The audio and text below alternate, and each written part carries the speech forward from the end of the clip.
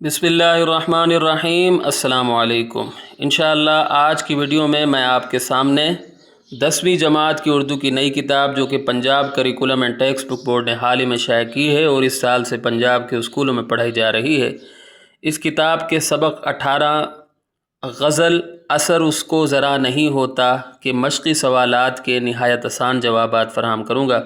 अगर आप मेरी साबका वीडियोज़ जो मैंने इस किताब के बारे में बनाई हैं देखना चाहते हैं तो इस वीडियो की डिस्क्रिप्शन में मौजूद लिंक को विज़िट करें। तो आइए वीडियो शुरू करते हैं।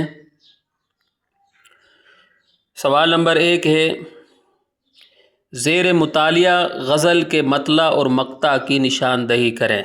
जवाब, ज़ेर मुतालिया गज़ल का पहला शेर मतला है, असर उसको ज़रा नहीं होता, रंज राहत फ़ज़ा नहीं होता। और उसके बाद है, गज़ल का आखिरी शेर मक्ता है, क्यों सुने अर्ज़ मुस्तर ए मोमिन, सनम आखिर खुदा नहीं होता।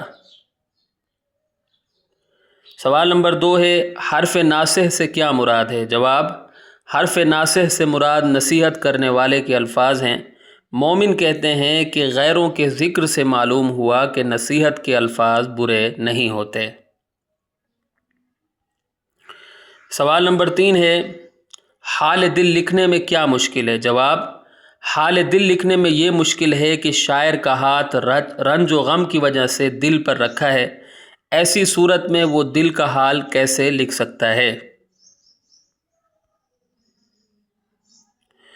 कौन अर्ज़ मुस्तर नहीं सुन सकता। जवाब, महबूब अर्ज़ मुस्तर नहीं सुन सकता क्योंकि वो आखिर इंसान है, खुदा नहीं। दुखी दिलों की फरियाद सिर्फ़ अल्लाह ताला सुनता है।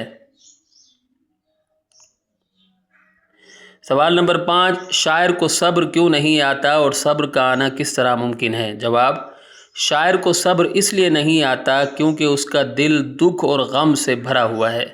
शायर के नज़दीक सब्र करना भी महबूब के बग़ैर मुमकिन नहीं, यानी महबूब की तवज्जो से ही सब्र का आना मुमकिन है। तो यहाँ आकर हमारी वीडियो इख्तिताम को पहुँचती है। उम्मीद करता हूँ कि आपको मेरी ये काविश पसंद आई होगी। अगली वीडियो तक के लिए मुझे इजाज़त दें।